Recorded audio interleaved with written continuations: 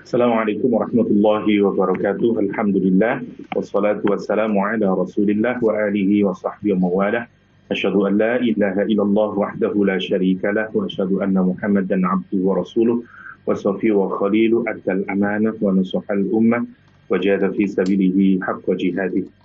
Oke, sebelum kita sampai di ayat yang ke-10, insyaallah kita akan menjelaskan tentang apa namanya, mengulang kembali sedikit apa yang sudah kita kaji, terutama berkenaan dengan ayat muhkamat dan mutasyabihat, hanya sekedar untuk meluruskan atau mengingatkan kembali, ada refreshment-nya. Oke. Yang pertama, yang kedua, ada yang terselip kemarin saya belum menjelaskan, yaitu berkenaan dengan posisi huruf wawu di kalimat warrasikhuna fil ilm. Ya, karena saya terlupa kemarin kita belum membahas perbedaan di kalangan para ulama. Ada yang menganggap wawu itu adalah menjadi pembuka kalimat yang baru, ada yang menyatakan wawunya adalah conjunction atau connection dengan Allah, sehingga ada keterkaitan antara Allah dan ar-rasikhuna fil ilm. Itu kira-kira. Saya singkatkan dulu. Bismillahirrahmanirrahim. Jadi pembahasan kita kemarin, ayat-ayat Al-Quran itu dibagi menjadi dua. Satu, ada yang muhkamat, yang jelas maknanya, indah susunannya, kokoh susunannya, dan karena maknanya sedemikian jelas, kadang-kadang bahkan dia tidak menuntut pemahaman penafsiran kembali karena memang jelas. Karena itu ayat-ayat muhkamat itu disebut dengan ummul kitab. Disebut dengan ummul kitab.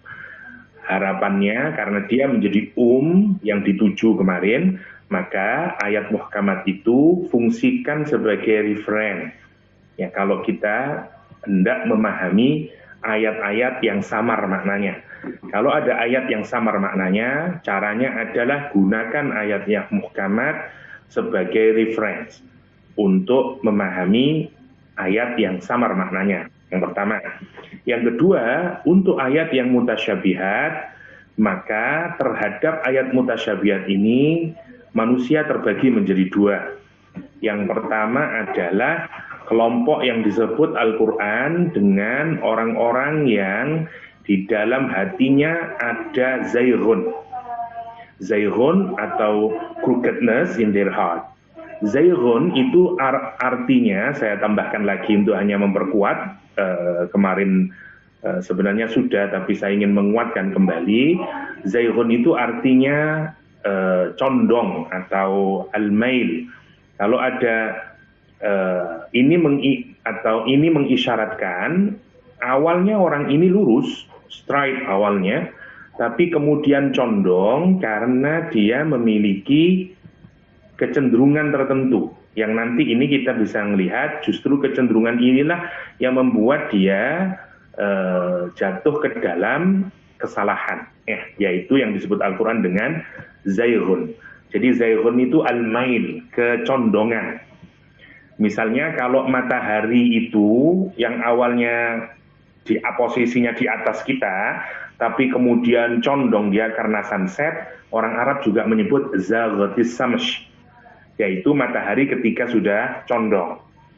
Kalau ada mata yang mestinya dia lurus menatap, tapi kemudian ada orang yang matanya, kalau di Indonesia namanya matanya jelereng, jadi ngelihatnya ke sebelah kiri atau sebelah kanan. Itu disebut dengan zaghatil absar. Zaghatil absar. Jadi Al-Quran menggambarkan salah satu yang membuat orang itu bisa condong kepada sesuatu yang miring, ya, bukan yang lurus lagi, itu karena ulah setan. Ya. Misalnya falamma zagha azaghan nas, ya, karena azaghan nas itu karena orang yang awalnya lurus dibikin menjadi bengkok. Nah, dengan makna itu Al-Quran menggambarkan bukan pada kesalahan akal, tapi kesalahan hati. Karena ini kecenderungan itu Crookedness itu adanya dalam hati. Maka problem orang ini sebenarnya bukan problem pada akalnya, tapi problem pada hatinya, problem pada motifnya, problem pada keinginannya. Ya, contoh konkretnya adalah seperti Nasrani Bani Najron kemarin. Karena sejak awal dia sudah punya previous knowledge bahwa Isa adalah anak Tuhan. Dengan itu, dengan kecondongan itu, dia kemudian memahami ayat-ayat Al-Quran, dia cari yang samar-samar memang, tujuannya adalah memang Al-Quran mau dibawa sesuai dengan pemahamannya. Itu disebut dengan zayghun, kalau kita lihat konteksnya. Nah, tentu saja ini pada kehidupan nanti melebar. Tidak hanya seperti kasusnya orang Nasrani, ya, tapi nanti macam-macam. Ustadz bisa menafsiri sesuai dengan tradisinya, sesuai dengan keinginannya, sesuai dengan macam-macam pesanannya. Ya, kita lihat banyak penafsiran kemudian ada karena kepentingan politik, ada tafsir yang disesuaikan dengan keinginan individu dan segala macamnya. Itu yang disebut dengan zaghu, yang disebut dengan zair, yang disebut sahih. Al-Quran meringkas kenapa sih orang itu bisa punya crookedness di dalam hati, dan itu bahaya kalau orang sudah punya crookedness. Kenapa? Karena nanti dia kalau menafsiri Al-Quran, terutama ayat-ayat mutasyabihat, yang dia cari cuma dua cirinya orang itu. Satu, ibtigha al-fitnah, dia memang akan meng-create chaos, meng-create fitnah, meng-create yang bikin kekacauan di dalam masyarakat, tujuannya karena agar masyarakat itu ngikut kepada dia. Yang kedua, ibtigha at-ta'wili, dia mencari ultimate interpretation yang dia anggap sebagai the truth, dianggap sebagai penafsiran yang paling terbenar. Ya. Padahal atau tafsir ini atau takwilnya ini adalah takwil yang tidak benar. Kenapa? Karena dia sudah condong kepada kesesatan. Karena itu melahirkan fitnah dan takwilnya pun tidak benar. Nah, Al-Quran kemudian menyambung kelompok orang yang kedua yang disebut dengan rasikhuna fil ilm.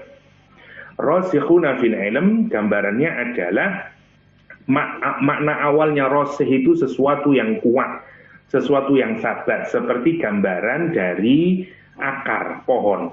Akar pohon itu mengokohkan pohon itu sendiri, mengokohkan bangunan. Orang yang disebut dengan rasih adalah ilmunya itu mengakar kepada dia, sehingga dia ini menjadi orang yang kokoh. Ya. Jadi gambarannya semacam itu, gambarannya. Karena itu misalnya Rasulullah SAW itu mendefinisikan orang yang rasih itu cirinya adalah membarrat yaminuhu, wasadaqa lisanuhu, wastaqama qalbuhu, kata Rasulullah SAW. Ya, orang yang sumpahnya itu benar, omongannya benar, lesannya benar, dan hatinya itu juga benar, lurus, istiqomah orangnya, jujur orangnya, omongannya sama, perbuatannya sama. Namanya rasih karena dalam ilmunya, ya, dalam ilmunya. Lah, pertanyaannya adalah bagaimana penyikapan terhadap ayat yang mutasyabihat itu. Kalimatnya itu bedanya adalah begini, karena bunyinya wa ma ya'lamu ta'wilahu illallah warrasikhun, begitu. Wa ma ya'lamu, tidaklah mengetahui takwil dari ayat-ayat mutasyabihat itu. Terus kemudian ada kalimat illallah, kecuali Allah. Terus warrasikhuna, dan misalnya illallah, baru kemudian dilanjutkan dengan kalimat wa ar-rasikhuna fil ilm. Itu ar-rasikhuna fil ilm. Ya, kalau kita lihat di ayat yang kemarin, ini yang saya belum. Lah, perbedaan di kalangan para ulama adalah perbedaan memahami wa ini. Ya, ada yang menyatakan berhenti di sini. Jadi tidak ada yang mengetahui takwil atau interpretasi yang paling benar, yang paling final terhadap ayat-ayat mutasyabihat kecuali Allah, titik, waqaf. Maka warrasikhuna dianggap sebagai new sentence. Ya, ini kalimat istinaf baru lagi, warrasikhuna, dan orang-orang yang mendalam ilmunya, tapi sebagai kalimat baru, tidak punya keterkaitan dengan kalimat mengetahui takwil tadi. Inilah pendapat jumhur. Pendapat jumhur mufassirin, ya, jumhur para ulama menyatakan ayat mutasyabihat itu yang mengetahui maknanya hanyalah Allah. Hanyalah Allah. Bedanya Al-Quran membedakan orang yang di dalam hatinya ada crookedness berusaha melahirkan fitnah dan takwil, sementara orang yang rasikhuna bil ilm sikapnya dia menyatakan amanna bihi min indi rabbina. Dia meyakini bahwa kami beriman terhadap apa yang Allah jelaskan, ya, di dalam ayat-ayat mutasyabihat. Sifatnya begitu. Ya, warrasikhuna fil ilm yaquluna, dia akan berkata nanti amanna bihi. Dia akan beriman kepadanya. Kullum, semuanya itu berasal dari Allah Subhanahu wa taala, termasuk yang muhkamat, termasuk yang mutasyabihat. Itu makna yang pertama. Misalnya sikapnya, contoh misalnya, ya, karena ini pendapat jumhur. Karena itu orang-orang salaf dia diem dari menakwilkan ayat-ayat mutasyabihat. Saya ambil contoh misalnya Abu Bakar As-Siddiq menyatakan, ayu ardin, kata dia, bumi yang mana yang saya pijak, langit yang mana yang akan menaungi saya jika saya berkata terhadap kitab Allah SWT, ini Al-Quran Al-Karim, terhadap sesuatu yang aku tidak tahu. Terus saya mau berpijak di bumi yang mana, mau bernaung di langit yang mana, jika aku berani mengucapkan sesuatu terhadap Al-Quran dengan sesuatu yang aku tidak punya pengetahuan terhadapnya. Artinya terhadap mutasyabihat, apa yang dipilih Abu Bakar As-Siddiq, dia imsak, dia amsaka, dia udah menerima itu aja tanpa cari-cari maknanya kayak apa dan segala macamnya. Inilah pendapat jumhur karena menggunakan wakaf di sini. Atau Umar, ada orang dari Basrah, ya, namanya Shabi' bin Syarih. Ini senang mencari-cari makna dari mutasyabihat dan bikin chaos, bikin masalah saja di dalam masyarakat, bikin gaduh di dalam masyarakat. Orang itu dipanggil oleh Umar bin Khattab, kemudian ditanyain maksudnya apa, dipukulin oleh Umar kepalanya dengan bekasnya kurma itu, yang ada itu, sampai kemudian dia menyatakan, hasbuk ya Umar, cukup ya Umar, kata dia, faqad dhahaba ma kuntu ajidu fi ra'si.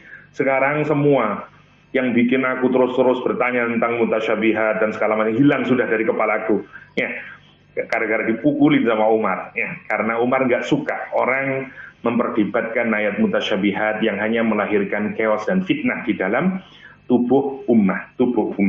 Ini pendapat yang pertama. Pendapat yang kedua, meskipun memang kalah banyak di kalangan para ulama, juga sangat kuat posisinya. Karena ayat ini kemudian tidak dianggap wakaf, bukan titik, tetapi dianggap punya koneksi. Jadi kalau kita artikan, tidak mengetahui takwilnya kecuali Allah dan orang-orang yang mendalam dalam ilmunya. Artinya mereka juga tahu ilmu takwilnya. Jadi ayat ini menunjukkan pengagungan Allah kepada orang-orang yang mendalam ilmunya. Jadi memang ada ayat-ayat di dalam Al-Quran yang memang menjadi kekhususan bagi para ulama yang alim, yang nanti kalau dia sungguh-sungguh memiliki ilmu, belajar dengan sungguh-sungguh, nanti dia yang akan mengetahui takwilnya. Jadi warrasikhuna fil ilm merujuk kepada dia. Ya, misalnya butuhin apa? Ini ulama-ulama yang tulus, yang mendalam bahasanya, dan seterusnya. Setelah dikaji mendalam, akhirnya dia bisa diberikan kemampuan oleh Allah untuk mengetahui takwilnya. Jadi ada dua pendapat. Misalnya Imam Haramain atau Ibnu Abbas menyatakan, aku tahu apa makna takwil dari ayat itu. Kata Ibnu Abbas, ya. Atau Imam Haramain yang juga menyatakan yang sama. Jadi ada dua pendapat di kalangan para ulama terhadap mutasyabihat. Atau intinya adalah satu kelompok yang menyatakan, biasanya disebut dengan tafwid, ya, dikembalikan kepada Allah Subhanahu wa taala, kalau ada ayat-ayat yang sifatnya mutasyabih. Yang kedua, kelompok ulama yang melakukan takwil, tetapi bukan takwil sebagaimana tadi orang-orang yang punya crookedness di dalam hatinya, tapi takwil dengan cara-cara pentakwilan yang benar. Ya, kira-kira begitu sebagai tambahan kemarin, hanya untuk mengingatkan kembali. Ya, oke. Ini yang ada di Tafsir Munir, sebenarnya mau saya jelaskan tapi tidak perlu, sudah terlalu panjang. Ini contoh yang ditulis oleh Syekh Wahbah Zuhaili dalam Tafsir Munir untuk menunjukkan terutama pada kasus wafdu Bani Najron, yaitu delegasinya Nasrani Banu Najron, untuk menunjukkan mana contoh ayat yang muhkamat dan mutasyabihat sebagai perbandingan. Ya. Nanti dipelajari sendirilah, nanti terlalu panjang kita bicara muhkamat mutasyabihat. Ini saya ambil dari tafsirnya Syekh Wahbah Zuhaili. Oke. Kita mau langsung masuk saja di ayat yang ke-10 insyaallah sebagai kajian kita hari ini insyaallah. Bismillahirrahmanirrahim. Innal ladzina kafaru lan tughniya anhum amwaluhum wala auladuhum minallahi syai'a wa ulaika hum waqudun nar. Oke. Biar kita punya pemetaan, saya rasa masih bingung pasti ini Ali Imran ini apa aja yang sudah kita pelajari ya kira-kira. Maka saya ke belakang dulu, jadi di halaman yang keberapa saya lupa, untuk mengingatkan kembali biar cara berpikir kita lebih mudah.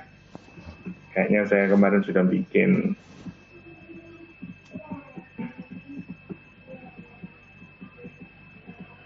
Nah ini, oke. Masya Allah. Nah ini. Oke. Jadi kalau kita lihat apa yang sudah kita pelajari, sebenarnya kita masih mempelajari 3 tema utama dulu.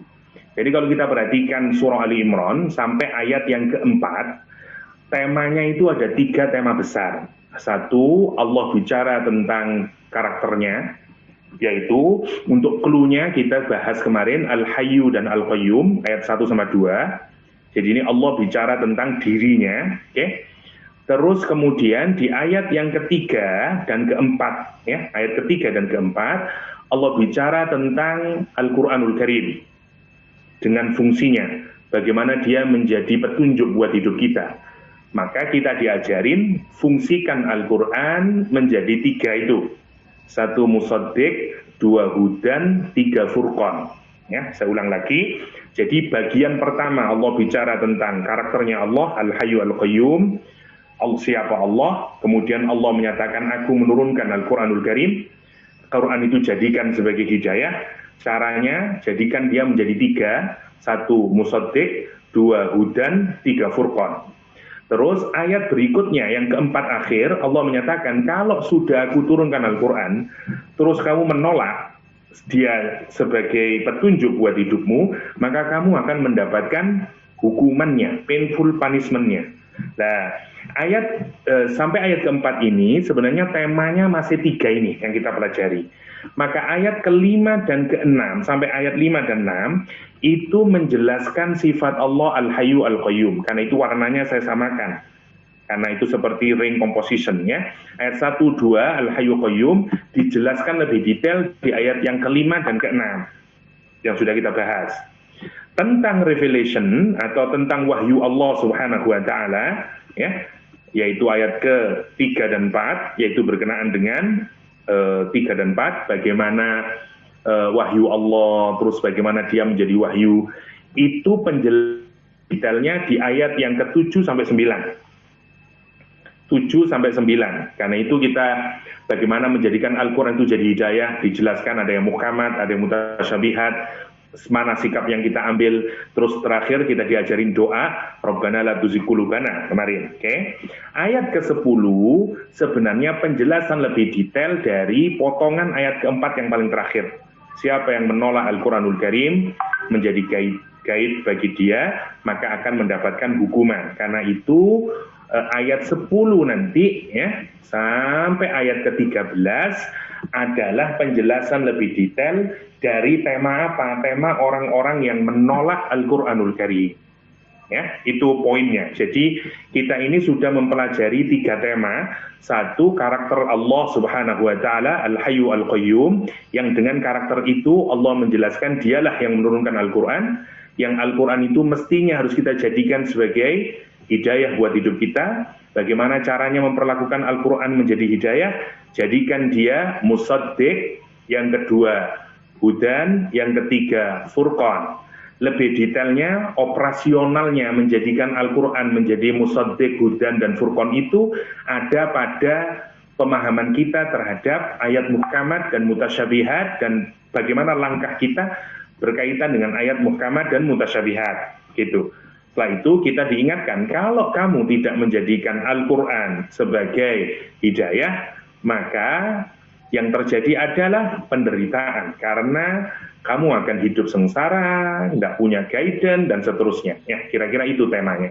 Karena itu kita mengawali ayat ke-10 ini berkenaan dengan nasib orang-orang kafir yang dijelaskan oleh Al-Quranul Karim. Oke, kita mulai. Bismillahirrahmanirrahim. Terlalu panjang pengantarnya ya. Innal ladzina kafaru lan tughniya anhum amwaluhum wala auladuhum minallahi syai'a wa ulaika hum waqudun nar.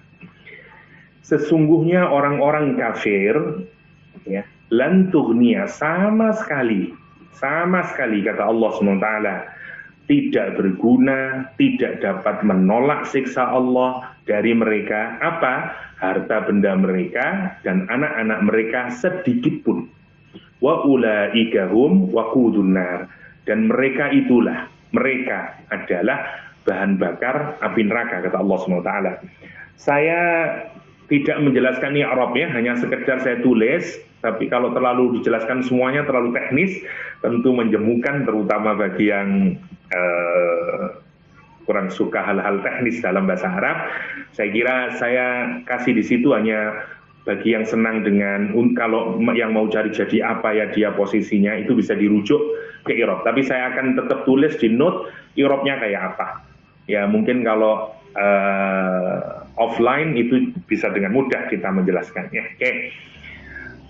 Oke, saya skip saja itu innalladzina i'rabnya. Nanti kalau ada pertanyaan baru. Nah, ayat 10 ini diletakkan setelah kemarin kita membicarakan tentang doa ya. Setelah menjelaskan tentang kegembiraan, karena isinya adalah orang-orang yang mendalam ilmunya, dia diberi kenikmatan oleh Allah SWT. Ya, kalau kita pilih yang wasal, yang bukan wakaf, kemampuan untuk memahami, dan karena itu diakhiri dengan doa, Rabbana la tuzigh qulubana. Nah, jadi ayat sebelumnya berkenaan dengan orang-orang yang menjadikan Al-Quran sebagai petunjuk.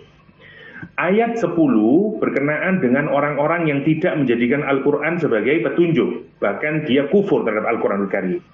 Nah, tradisi Al-Quranul Karim yang mengkontraskan antara dua hal itu disebut dengan irdaful bisyarah bin nidharah. Dan itu salah satu kebiasaan Al-Quranul Karim. Misalnya, ini logikanya. Kalau kita itu ingin menancapkan atau memasukkan pelajaran kepada anak didik kita, maka salah satu cara yang baik adalah hadirkan gambaran yang kontras. Misalnya, orang tidak akan mengerti dan menikmati atau mengapresiasi makna sehat kecuali setelah dia memahami makna sakit. Maka oposisi ini penting karena itu akan mengokohkan pemahaman. Nah, sama dengan ayat ini, jadi setelah Allah membicarakan sesuatu yang menggembirakan, yaitu orang-orang yang menjadikan Al-Quran sebagai hidayah, ayat berikutnya Allah kontraskan dengan orang-orang yang menjadikan Al-Quran sebagai sesuatu yang dia kufuri. Karena itu pola kayak begini itu adalah menggandengkan ya dua hal yang berbeda secara kontras. Ya, antara bisyarah dan nidharah, antara sesuatu yang menggembirakan dengan sesuatu yang bersifat ancaman, Oke. ayat ini konteksnya harus dilihat setelah, nanti dilihat di ayat ke-13 ya, kita belum jelaskan ayat ke-13, tapi ayat ini turun berkenaan dengan seusai perang Badar. Kalau mau saya singkatkan nanti kita jelaskan lagi. Jadi ayat ini nadanya setelah perang Badar, Rasulullah menang, dan kemenangan itu tidak disanggup gembira oleh orang-orang Yahudi, ya, karena orang-orang Yahudi, Bani Qainuqa, Banu Nadir yang ada di Madinah, bahkan sebelum perang Badar sudah menulis surat kepada orang-orang Quraisy bahwa dia akan stand up, akan support kepada orang-orang Quraisy. Maka pasca perang Badar pun sebenarnya mereka tetap mensupport orang-orang Quraisy. Okay? Itu Rasulullah Shallallahu Alaihi Wasallam usai perang Badar, Rasul mengumpulkan orang-orang Yahudi di Bani Qainuqa, dan Rasul kemudian menyatakan bahwa kita telah menang dari orang-orang Quraisy di Badar. Sebaiknya kalian juga beriman kepada Allah Subhanahu Wa Taala daripada mendapat hal yang sama sebagaimana yang terjadi pada orang-orang Quraisy. Apa komentarnya orang-orang Yahudi Bani Qainuqa? Kata dia, kamu jangan terlalu gembira dulu Muhammad, karena yang kamu lawan hanyalah orang-orang Quraisy yang nggak ngerti perang, dan mereka ini bukan orang-orang yang kokoh. Sementara kalau kamu memang benar-benar kepingin tahu orang-orang yang kuat dan kokoh, kami inilah. Jangan merasa gagah dulu, kamu belum pernah melawan orang-orang seperti kami. Ini kesombongan yang dilakukan oleh Bani Qainuqa. Nah, termasuk juga Bani Nadir. Jadi ayat ini nadanya itu ketika mereka membanggakan manpower mereka, ketika mereka membanggakan harta-harta mereka dibanding dengan orang-orang Quraisy. Nah, itu konteksnya. Dan kata dia, jangan kamu berasumsi kalau kamu bisa menang dengan orang Quraisy, kamu juga akan bisa menang melawan kami Muhammad. Itu gambarannya. Jadi itu konteks ketika ayat ke-10 dari surah Ali Imran ini turun. Innal ladzina kafaru lan tughniya. Allah kemudian menyatakan, "Hei orang-orang kafir." Maka kalau kita lihat audiennya, ini kepada siapa kalimat ini dirujukkan? Satu, kepada orang-orang Yahudi, ya, people of the book di Madinah, termasuk juga kepada orang Quraisy. Kenapa? Karena mereka juga membuat aliansi dengan orang-orang Quraisy.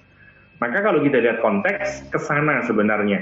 Innal ladzina kafaru lan tughniya anhum amwaluhum wala auladuhum minallahi syai'a. Oke. Mari kita lihat satu persatu sekarang. Innal ladzina kafaru. Sesungguhnya orang-orang kafir. Nah, kalimat ini tentu saja bersifat umum karena tidak spesifik, ya. Sesungguhnya orang-orang kafir dibikin dengan bentuk kata kerja kafaru, yakni orang yang melakukan perbuatan kufur. Oke.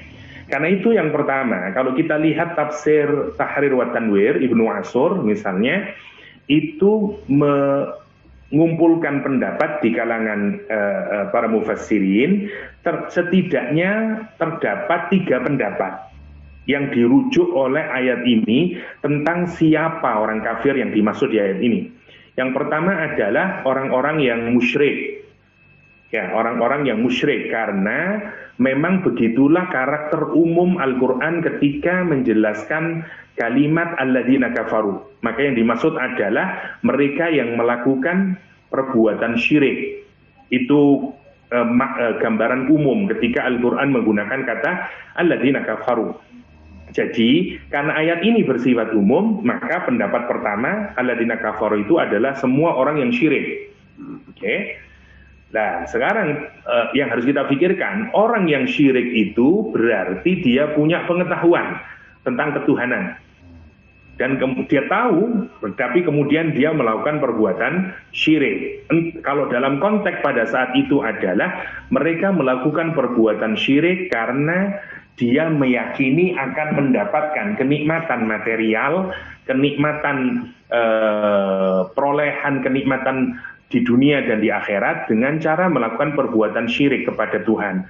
Yaitu dia bikin manat, hubal. Kalau kita lihat ceritanya, kesyirikan pertama di Arab itu adalah motifnya material, motifnya ekonomi. Karena kata dia terkagum-kagum dengan apa yang dia lihat di Syria pada saat itu. Ya, maju ekonominya. Dan dia tanya, kenapa kok bisa maju? Karena kami menyembah ini, patung ini. Maka patung itu dibawa ke Mekah, dan kemudian muncullah pertama orang menyembah berhala. Yang di awal tidak ada satupun orang Mekah yang menyembah terhadap berhala. Jadi kalau kita lihat syiriknya, hatta syiriknya orang Mekah itu berkenaan dengan ekonomi. Ya, keyakinan itu yang kata dia, kalau saya menyembah ini saya akan dapat kebaikan secara ekonomi. Itu yang pertama. Yang kedua, mereka tetap ingin terus melakukan perbuatan maksiat, tetapi juga masuk surga. Ini motif mereka. Nah, kalau dia langsung berhadapan dengan Allah, dia sadar bahwa dia ini banyak terlalu dosa. Karena itu dia bikin patung-patung itu yang dianggap sebagai anaknya Tuhan, yang dengan itu dia akan berbuat baik kepada patung tersebut. Harapannya nanti kalau dia berhadapan dengan Allah, dia yang akan melakukan intercession, sehingga dia akan selamat. Itu motif syirik pada konteks ketika Rasulullah SAW berdakwah pada saat itu. Konteks hari ini, sebenarnya kalau kita mikirin, semua orang syirik itu motifnya sama. Coba tanyain orang yang ke gunung, orang yang memakai macam-macam lah, selain kekuatan Allah Subhanahu wa Ta'ala, misalnya cari pesugihan atau apa, semua motifnya karena urusan duniawi. Orang syirik itu. Nah, jadi sebenarnya sama saja peradaban kita ini dengan orang-orang dahulu. Orang syirik kepada Allah itu karena itu. Entah dia mau melakukan apapun, ya. Mahabbah, pesugihan, kalau dalam konteks hari ini, ya. Atau lebih dahsyat lagi mungkin untuk konteks modern, orang yang syirik dengan menjadikan hawa nafsunya sebagai Tuhannya, kepentingan politiknya yang jauh lebih besar dibanding Tuhan, dan seterusnya. Itu yang pertama. Yang kedua, alladzina kafaru itu dirujukkan kepada orang-orang yang mengkufuri kenabian Nabi Muhammad SAW. Maksudnya adalah 3 kelompok di sini. Orang Yahudi dan orang Nasrani, ya, yakni terutama Yahudi Banu Quraidah, Yahudi Nadir, dan orang-orang Najran. Kenapa? Karena mereka tahu kalau sebenarnya Nabi Muhammad itu nabi, tapi dia mengkufuri. Jadi sekali lagi, baik kategori pertama musyrikun atau kategori kedua, ya, people of the book, sebenarnya dua-duanya itu mengenal Tuhan, ya, mengenal Tuhan, ya. Nah, sekarang yang kenapa ini berkenaan dengan orang-orang yang mengkufuri Nabi Muhammad SAW? Karena nanti ayat selanjutnya dikaitkan dengan keadaan Fir'aun yang dipersamakan dengan orang-orang Quraisy, ya, dengan orang-orang Quraisy. Oke. Yang terakhir, Ibnu Ashur memilih innalladzina kafar itu adalah seluruh orang kafir, mau dari kalangan musyrik atau dari kalangan ahli kitab. Jadi kalau menurut Ibnu Ashur, jadi kafir itu terbagi menjadi 2, dari kalangan orang musyrik dan dari kalangan ahli kitab. Maka dia fokusnya ke sana. Oke. Kita lihat dulu Tafsir Al-Kabir. Tafsir Al-Kabir menyatakan mendukung hal yang sama. Jadi ini sebenarnya lebih merujuk kepada tadi itu, orang-orang people of the book. Kenapa? Dia mengisahkan ada yang menarik di Imam Ar-Razi, ya, dalam Tafsir Al-Kabir menyatakan ayat ini orang kafir di sini kalau lihat konteksnya adalah orang-orang Nasrani Banu Najran, ya. Nasrani waktu Najran. Kenapa? Ketika dia, karena waktu berdebat itu, ya, dengan Rasulullah SAW, ya, di antara mereka ada orang namanya Abu Harisah bin Alqamah. Abu Harisah bin Alqamah ini berkata kepada saudaranya, apa kata dia? Inni la'a'lamu annahu Rasulullah. Setelah dia lihat Rasulullah SAW, ya, debat dan diskusi antara utusan dari Nasrani Najran dengan Rasulullah, dia berakhir dengan kesimpulan, kata Abu Harisah, aku sungguh-sungguh tahu, sungguh bahwa Muhammad itu adalah Rasulullah SAW, haqqan, memang benar dia Nabi.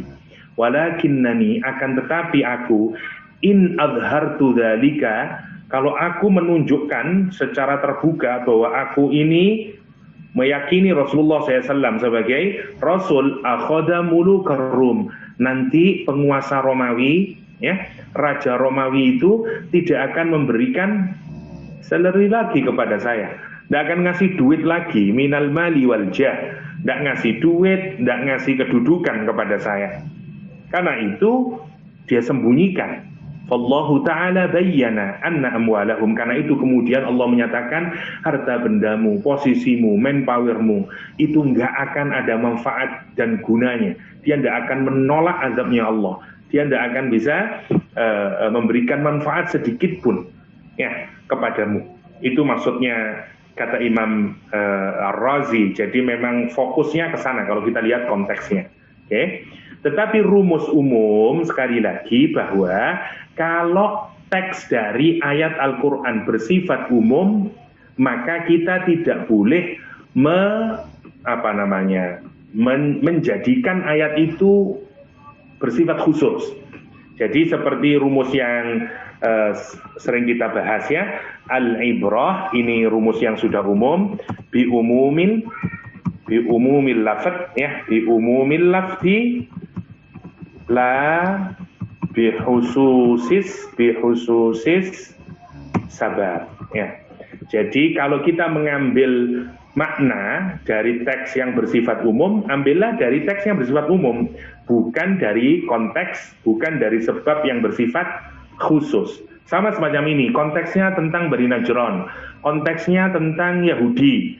Tapi apakah innalladzina kafaru itu hanya merujuk kepada orang Yahudi dan orang Nasrani? Tidak. Kenapa? Karena teksnya bersifat umum, yaitu innalladzina kafaru. Tetapi nanti ada diskusi yang menarik yang saya tulis di sini dari Ustadz Nu'man, karena kata dia, ternyata orang kafir itu tidak hanya dari orang musyrik dan ahlul kitab. Kata Ustaz Nu'man, menurut saya setuju juga, orang muslim, orang non-muslim itu atau orang kafir itu ada juga mereka yang tidak tahu dan mereka yang heedless, yang tidak peduli dengan agama, tidak punya pengetahuan sama sekali tentang siapa Tuhan, karena orang ini hidup dalam culture yang tidak menganggap Tuhan itu sebagai sesuatu yang penting, atau dia nggak tahu sama sekali siapa Nabi Muhammad dan segala macamnya. Dia juga tidak benci sama Islam, ya pokoknya dia tidak punya tidak punya kecenderungan agama sama sekali. Nah, apakah orang yang kayak begini ini termasuk dalam kategori innalladzina kafaru? Itu yang menarik di ayat ini. Nah, inilah pentingnya kalau kita menafsiri Al-Quran itu mengaitkan antara teks dan konteks. Kenapa? Karena dengan itu nanti kita akan terhindar dari pemahaman yang serampangan. Karena kalau kita lihat konteksnya tadi, memang berkenaan dengan orang-orang yang tahu tentang Nabi Muhammad, tentang Al-Quran, tentang kebenaran. Jadi mereka ini sebenarnya sudah tahu. Ya, baik yang dijelaskan oleh Ibnu Ashur tadi, ya, atau oleh yang lain, mereka tahu kalau Nabi Muhammad, Al-Quran itu clear bagi mereka, tapi mereka memilih kufur. Karena itu, kalau kita perhatikan kata kafara itu juga menggambarkan sesuatu yang orang memahami, mengetahui secara jelas. Karena kafara itu menutup, kufar atau petani yang bikin lubang, kemudian menaruh biji tanaman, kemudian menutupnya kembali, covering up. Karena itu mereka disebut dengan kufar. Maknanya apa?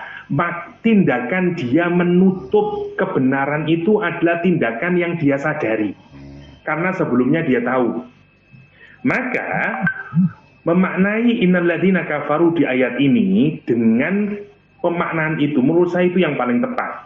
Sebagaimana tadi secara implisit dijelaskan oleh Ibnu Ashur dalam tafsirnya, juga diperkokoh dengan Imam Razi dan Ustaz Nu'man. Jadi kita memahami innalladzina kafaru itu memang sebagaimana umumnya teks, tapi di dalam kata kafaro itu menunjukkan ada sesuatu yang menunjukkan dia tahu sudah tahu sebelumnya. Maka untuk orang-orang kafir yang secara umum kita sebut sebagai non-muslim, yang nggak tahu tentang agama, nggak punya banyak orang yang kayak begini. Misalnya orang Vietnam, orang China, yang di dalam dia nggak tahu apa-apa. Nggak tahu apa, nggak ada akses informasi, dan seterusnya, dan seterusnya. Itu yang apakah dia termasuk yang diadres oleh ayat ini? Kalau kita lihat konteks, memang belum. Tentu nanti akan berbeda juga di dalam hukuman yang diberikan oleh Allah Subhanahu wa Ta'ala. Oke. Itu innal ladzina kafaru. Sesungguhnya orang-orang kafir, kata Allah, lan tughniya anhum amwaluhum wala auladuhum. Kata tughniya, lan itu negasi yang sifatnya di masa yang akan datang. Jadi fungsinya untuk menunjukkan sesuatu yang yang tidak akan pernah terjadi selama-lamanya di masa yang akan datang. Ya, jadi kalau disebutkan lan itu tidak akan terjadi selama-lamanya di masa yang akan datang. Ya, Allah menyatakan lan tughniya. Kata tughniya maknanya ada 3, tajzi, ya, takfi, tadfa. Ya, menolak, mencukupi, membalas. Ya. Jadi dari kata ghina, ya, dari kata kaya. Al-ghina, kekayaan. Maksudnya, kalau kita ini punya uang, uang itu kita anggap mampu menjadikan kita mencukupi kita, memenuhi keinginan kita, menolak sesuatu yang tidak suka, yang akan menyakiti kita. Nah, kan gitu. Orang itu pandangannya terhadap duit kan gitu. Kalau seandainya saya punya uang, terpenuhi semua keinginan saya, tercukupi apa yang saya inginkan, tertolak semua hal-hal yang jelek. Ya, karena saya punya duit. Nah, kata tughni itu sebenarnya arahnya ke sana. Karena itu kata Ibnu Ashur, fungsi kata tughni itu adalah liddilalah hadzal fi'l 'alal ijza'i wad daf'i. Ya, jadi dia memang menunjukkan makna penolakan atau makna pencukupan kalau memberikan, sehingga memberikan manfaat atau menolak mudarat. Jadi itu karena itu orang nanti terobsesi dengan harta, dengan kekayaan. Kenapa? Karena orang menyangka harta itu mampu memenuhi keinginan dan mampu menolak kemudaratan. Nanti Al-Quran menyatakan lan tughniya, kata Al-Quran, sama sekali tidak akan bisa memenuhi keinginanmu, sama sekali tidak akan bisa menolak kemudaratan. Itu kalau kita makna literalnya, ya. Lan tughni, ya, tidak akan menolak anhum terhadap mereka. Apa? 2 hal di sini disebutkan. 1 amwal, 2 aulad. Kita ini kalau bicara kekayaan, isinya ya 2 ini. Yang disebut dengan harta benda, yang disebut dengan ghina, ya, Allah al-ghani, ya, dengan kekayaan, itu 1 adalah amwal. Dari kata mal, artinya harta, ya, harta benda. Itu yang kedua adalah auladuhum. Ini aulad ini harus kita lihat pada konteks saat itu, ya, karena anak laki-laki itu dalam bayangan masyarakat tradisional dulu itu seperti manpower pada masyarakat hari ini, ya. Apalagi masyarakatnya itu tribal society yang perang terus, maka kalau dia punya anak laki-laki itu mengokohkan tribe, dalam peperangan dia bisa diajak berperang dan seterusnya. Maka auladuhum itu mungkin bisa kita manai dalam konteks sekarang adalah manpower. Nah, itu yang biasanya disebut dengan kekayaan. Quran menyatakan hartamu, ya, manpowermu, anak-anakmu, kata Al-Quran Karim, tidak akan memberikan manfaat sedikit pun, tidak akan menolak kemudaratan sedikit pun buat kamu. Masya Allah, ya. Lan tughniya anhum amwaluhum wala auladuhum, dikasih kalimat minallahi syai'a, minallahi syai'a, tidak memberikan, tidak dapat menolak. Kata minallahi syai'a ini, minallah ini dalam balaghah disebut dengan al-ijaz bil hadfi, meringkas dengan cara membuang. Awalnya kalimatnya min azabillah, maka tidak akan dapat menolak sedikit pun minallah, dari azabnya Allah Subhanahu wa Ta'ala. Apa yang dapat menolak sedikit pun dari azab Allah? Hartamu dan anak-anakmu. Itu maksudnya. Ya. Jadi kalimat minallah itu menunjukkan ringkasan, ya, karena awalnya adalah min adzabillah. Oke. Mari kita lihat lain lagi penjelasan dari Imam Razi yang menarik menurut saya. Kata Imam Razi, ayat ini menunjukkan Allah menunjukkan bahwa harta benda sama manpower anak-anak yang dianggap sebagai sesuatu yang akan memberikan manfaat, menghindarkan mudarat, ya, yang menggelincirkan orang sehingga dia tidak mengimani Al-Quranul Karim. Apa kata Razi? I'lam anna kamalal azab, sesungguhnya sempurnanya azab Allah itu adalah dengan apa? Ayyazula anhu kullu ma kana muntafi'an bih, maka semua yang manfaat bagi dirinya dihilangkan oleh Allah. Allah itu kalau mengazab, dan azabnya itu sempurna, caranya semua yang memberikan manfaat dihilangkan, kemudian digandengkan dengan semua yang melahirkan penderitaan. Wah, itu sempurna udah. Kata orang Indonesia, sudah jatuh tertimpa tangga. Nah, itu sudah sempurna di dalam azab. Udah jatuh tertimpa tangga, udah selesai dia. Sama dengan ini, semua yang baik-baik diambil, terus diganti dengan semua yang jelek-jelek. Kata Imam Razi, itulah makna dari kamalul azab. Kamalul azab. Nah, apa maksudnya? Kalau kita perhatikan di ayat ini, Allah menyatakan, lan tughniya anhum amwaluhum wala auladuhum. Sesungguhnya orang itu, menariknya, ketika dia berada dalam kemalangan, kesusahan di dunia, maka dia khawatir terhadap apa? Harta sama anak. Kita ini kalau sedang lagi malang, lagi kesusahan, lagi sumpek dan segala macam, yang kita khawatirkan cuma dua. Orang itu kalau sedih menderita, yang kita khawatirkan dua, harta sama anak. Ya, saya katakanlah kalau ada banjir, apa yang kita khawatirkan? Ya dua itu. Waduh, harta saya, bagaimana keluarga saya? Udah itu. Itu hal yang membuat kita ini khawatir di dunia ini. Masya Allah, ya. Dan dua hal itu yang kita yakini akan memberikan kebahagiaan hidup di dunia ini. Nah, yang menarik, begitu nanti kita masuk ke alam akhirat, ya, ternyata karakter di akhirat itu berbeda dengan karakter di dunia. Karakter di dunia berbeda. Fabayyanallahu ta'ala anna sifata dzalikal yaum. Allah kemudian menjelaskan bahwa sifat hari itu, yaitu yaumul akhir nanti, mukhalifatun li sifati dunia, berbeda dengan apa yang ada di dunia. Li'anna aqrabat turuq ila daf'il madar idza lam yata'atta fi dzalikal yaum. Dia sadar sekarang di hari akhirat, kamu punya harta berapapun, punya manpower berapapun, tidak akan ada manfaatnya sama sekali. Tidak akan bisa menolak azabnya Allah SWT. Dia sadar pada saat itu satu-satunya membuat dia bisa selamat adalah kalau dia tidak datang di hari itu. Fama'adahu bitta'adzur aulan, dan tidak bisa.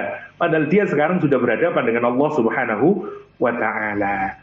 Nah, Imam Razi menggambarkan semua yang dianggap ada manfaatnya sekarang tidak ada, dibuang oleh Allah SWT. Kamu menganggap dulu yang melalaikan kamu sama Al-Quran, dulu yang membuat kamu lari dari agama ini, ya, adalah karena harta, adalah karena anak-anak. Tanyain sama orang-orang yang tidak punya waktu untuk belajar Al-Quran, tidak punya waktu bahkan untuk sholat. Kalau ditanya, di antara mereka tidak banyak. Ada juga orang-orang yang baik. Kalau ditanya, kenapa tidak pernah mengkaji Al-Quran? Kenapa kok tidak pernah, sekarang sudah tidak pernah ke masjid untuk sholat dan sekarang? Jawabannya, kami sibuk bekerja. Untuk apa bekerja? Karena kami ingin anak-anak kami menjadi anak-anak yang sehat, kuat, cukup uang, dan segala macamnya. Kenapa? Karena orang ini meyakini bahwa mal sama aulad adalah sumber dari kebahagiaan dan dia adalah alat yang bisa menghilangkan dari penderitaan. Itu. Nah, maka nanti begitu dia mati, dia terkaget. Karena dia menyangka hukum di akhirat sama. Kalau saya punya banyak uang, saya punya manpower yang kuat, saya juga bisa selamat nanti di akhirat. Allah menyatakan lan tughniya anhum. Semua itu dihapuskan. Tidak akan ada gunanya hartamu yang membuat kamu lalai sama agama ini. Anak-anak yang membuat kamu lalai dari agama ini. Sekarang tidak ada gunanya sama sekali. Terus dikasih apa? Ditambahin dengan sesuatu yang negatif. Karena itu ayat ini menurut Imam Razi adalah ekspresi dari kamalul adab. Sempurnanya adabnya Allah SWT. Itu penjelasan dari Imam Razi. Ya. Karena tidak ada lagi, itu sudah paling sempurna gambaran dari kamalul adab. Bagi orang yang menolak wahyu Allah Subhanahu wa ta'ala. Oke. Syai'an ini ditulis dalam bentuk isim nakirah, ya. Minallahi syai'an, bukan asyai' tapi syai'an. Dibentuk dengan isim nakirah, tidak ada alnya di depan. Fungsinya litaklil, untuk menghadirkan makna sedikit. Syai'an, sedikit pun. Harta tidak ada manfaatnya sedikit pun. Anak tidak ada manfaatnya sedikit pun. Nah, sekarang pertanyaan Ustadz, bukankah anak bisa menjadi bagiatus shalihat? Bukankah harta itu bisa bermanfaat? Karena itu nanti menarik ya, katanya, kalau saya Imam Razi juga, nanti harta sama anak itu bisa menjadi tangga kita meraih surga dan juga menjadi tangga kita untuk masuk ke dalam neraka. Bedanya apa? Bedanya siapa yang melakukan sikap terhadap dunia, terhadap harta dan anak. Kalau yang memperlakukan adalah orang mukmin, dia menjadi tangga menuju surganya Allah. Tapi kalau yang melakukan itu orang kafir, dia menjadi tangga untuk menuju kepada nerakanya Allah Subhanahu wa ta'ala. Innal ladzina kafaru lan tughniya anhum amwaluhum wala auladu minallahi syai'a wa ulaika. Perhatikan sekarang ujung kalimatnya. Wa ulaika hum waqudun nar. Kata Ibnu Ashur, kenapa Allah menggunakan kata ulaika? Padahal sudah cukup, misalnya wahum waqudun nar, cukup. Tapi dikasih ulaika. Ulaika itu isim isyarah, kata petunjuk. Ya. Isyarah itu ditambahkan di sini, fungsinya ada listiqdharihim. Ya, ini untuk menghadirkan, seakan-akan kalau kita berada di situ kan, itu memang yang itu orangnya. Jadi menghadirkan perasaan agar kita ini hadir, masya Allah ya. Karena ya itu karakter orangnya itu, ya mereka itu yang menjadikan harta, menjadikan anak-anak, menjadikan manpower ya dunia ini segala-galanya bagi dia. Sehingga dia melupakan Al-Quran, dia melupakan petunjuk Allah, melupakan agama, yaitu contoh orangnya. Jadi ini agar sama kalau kayak di kelas kita menyatakan bahwa semua anak-anak nanti jam 9 diharapkan untuk masuk ke hall misalnya. Ini tidak kita menggunakan isyarah, kita menggunakan kata ganti biasa. Semua anak-anak nanti jam 9 diharapkan menuju hall misalnya. Tapi kalau saya menggunakan isyarah, saya tunjuk Wati, Ahmad, Yamin, nanti jam 9 pergi ke hall. Mana yang lebih menghadirkan ke dalam hati ketika kita ditunjuk? Nah, sama dengan ayat ini. Wa ulaika, kata Al-Quran Al-Karim. Wa ulaika. Ya, yang pertama. Yang kedua, setelah isim isyarah, susunannya dibikin dalam bentuk jumlah ismiyah. Hum waqudun nar. Wa ulaika menjadi mubtada'nya, ya. Waqudun nar. Ini bentuk ini menunjukkan kepastian dan penegasan. Ya, sekali lagi karena bentuknya kata benda, ini untuk menghadirkan penguatan lagi. Iya, ya mereka itu adalah waqudun nar. Waqudun nar. Ya, waqud sebenarnya adalah merujuk kepada the fuel of the fire, atau kayu yang sudah kering dan kemudian dilemparkan ke dalam api yang menyala sehingga kemudian menghasilkan percik api yang makin membesar lagi. Jadi dia digambarkan waqudun nar. Tidak ada gambaran yang lebih jelek lagi dari gambaran itu. Kenapa? Kita ini kalau menggambarkan waqud, ya, sesuatu yang memang hanya layak dimasukkan ke dalam api. Dia tidak punya fungsi yang lain. Kalau kita punya kayu yang baik, saya katakanlah oke, kita ini bisa kita pakai jadi table, ini bisa kita pakai jadi kursi, yang ini bisa kita pakai jadi papan.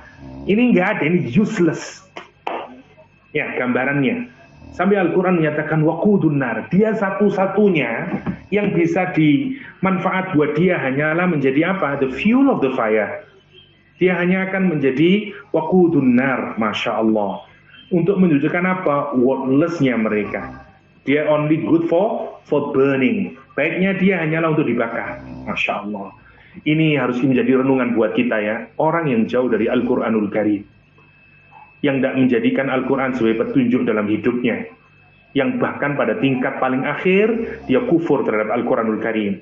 Kenapa? Karena dia hanya mikirin harta dan anak. Apa akibatnya di mata Allah Subhanahu wa Ta'ala? Mereka useless, mereka worthless, tidak ada nilainya, meaningless dia di hadapan Allah Subhanahu wa Ta'ala. Dan bagi Allah Subhanahu wa Ta'ala mereka itu hanya layak sebagai apa? Sebagai kayu bakar api neraka, sebagai bahan bakar api neraka. Masya Allah, Masya Allah. Camkan ya. Ada hal yang menarik. Ini hadis yang menakutkan buat kita semuanya. Rasulullah Shallallahu Alaihi Wasallam di hadis ini menyatakan suatu hari, ya, Rasulullah SAW berdiri di suatu malam di Makkah. Kemudian Rasul menyatakan, hal balaghta, apakah sudah sampai, apakah aku sudah menyampaikan kepada kalian, apakah aku sudah menyampaikan buat kalian. Rasul mengucapkan sampai 3 kali. Umar kemudian menyatakan, Allahumma na'am, ya Rasulullah, engkau telah menyampaikan. Ya, karena tugas Rasul adalah tabligh, ya, menyampaikan risalah. Umar menyatakan Allahumma na'am, ya, Allahumma na'am. Nabi kemudian menyatakan, menarik, kata Rasulullah SAW, la yadharannal iman, nanti iman ini atau Islam ini akan menang, akan berjaya, hatta yaruddal kufra ila mawadinihi, sampai kekufuran itu kembali ke tempatnya, ya, kembali ke kota-kotanya.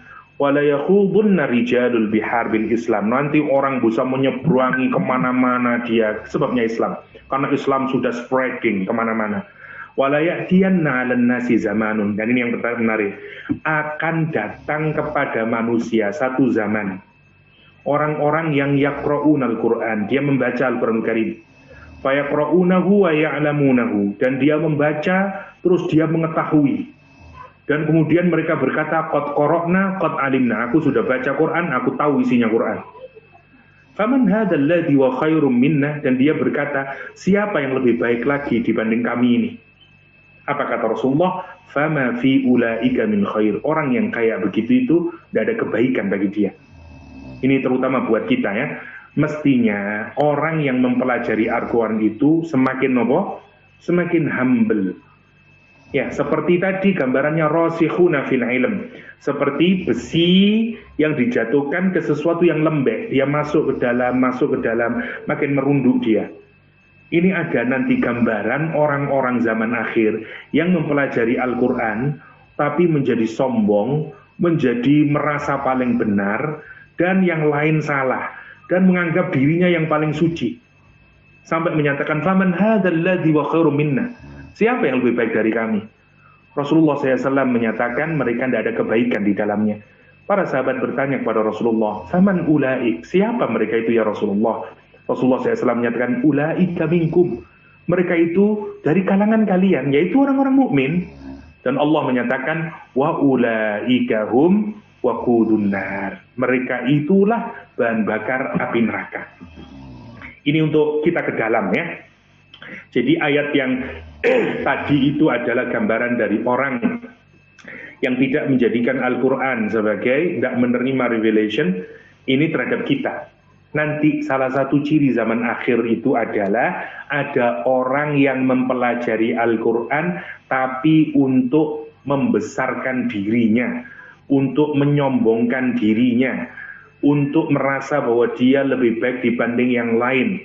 Nah, ini yang bahaya. Yang kayak begitu kata Rasulullah juga, waqudun nar. Ini yang harus kita hati-hati. Oke. Yang menarik, saya perlu juga menambahkan di sini, kita ini kadang-kadang ya karena memang cara hidupnya berbeda, orang-orang kafir itu karena Allah memberikan hukum sama terhadap siapapun saja di dunia ini. Di dunia ada hukumnya, di akhirat ada hukumnya yang Allah settle, Allah set, yang tidak dirubah oleh Allah SWT. Ya, yang disebut oleh dalam kita menyebut sebagai sunnatullah. Sama dengan mencari harta.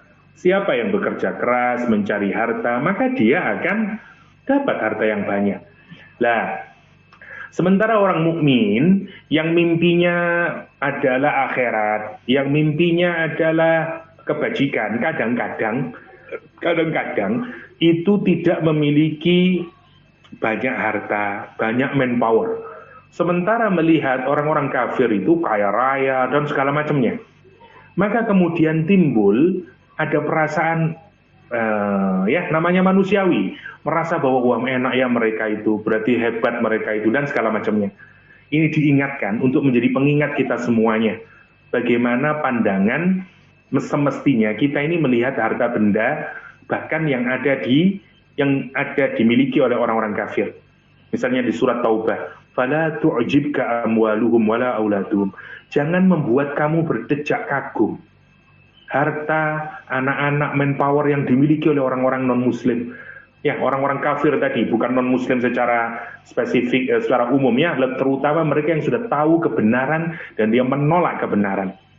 Innama yuridullah liyu'adzibahum. Lihat, Allah itu memberikan mereka harta dan kekayaan itu tidak lain tujuannya adalah liyu'adzibahum, untuk menyiksa mereka di dalam kehidupan dunia ini.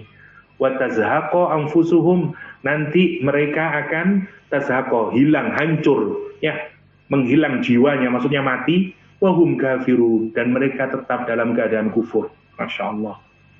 Nah, kita ini dikomparin sama Allah. Ya, tujuan hidup itu adalah bukan yang materialistik, tapi adalah iman. Ya, yang penting kita ini memiliki iman, itu yang harus kita sandari. Bukan berarti orang Islam tidak boleh kaya, enggak. Ya, tapi kadang-kadang namanya hidup di dunia ini ya, ada cunningness, ada macam-macam yang membuat kadang-kadang orang di luar Islam sana kok ya misalnya lebih hebat, lebih kaya dan segala macam, dan kita menjadi iri. Terus gimana ini? Enggak, Allah menyatakan itu salah satunya. Misalnya di surat Ali Imran yang menarik lagi, la yaghurrannaka taqallubul ladzina kafaru bil bilad. Ya. Jangan membuat kamu risau apa? Taqallubul ladzina kafaru bil bilad. Ya, perjalanannya, pergeserannya, pergerakannya orang-orang kafir di negeri-negeri. Wah, dia bisa go abroad, dia bisa sightseeing kemana-mana, each countries dia datang kemana-mana, terus kita merasa enak sekali ya mereka ya. La yaghurrannaka taqallubul ladzina kafaru bilad. Apa kata Allah? Mata'un qalil, summa ma'wahum jahannam. Ya, itu kesenangan yang sangat kecil sekali. Tidak lama setelah ini mereka tempat kembalinya adalah neraka jahannam, wa bi'sal mihad. Ya, Masya Allah. Innakum wa ma ta'buduna min dunillah hasabu jahannam.